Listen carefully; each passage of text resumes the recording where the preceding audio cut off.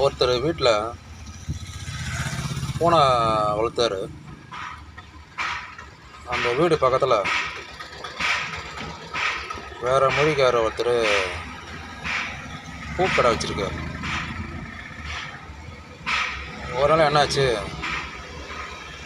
அந்த வீட்டுக்கார வளர்த்த பூனை காணாமல் போயிடுச்சு. பக்கத்து கடையில் போயிட்டு, தம்பி இங்கே பூனை வந்ததா? பூனை அந்த டைமில் பார்த்தீங்கன்னா கடையில் பூ எல்லாம் தீர்ந்து போச்சு. ஒரு பூ தான் கேட்க சொல்லிட்டு பூ நைன்றாரு.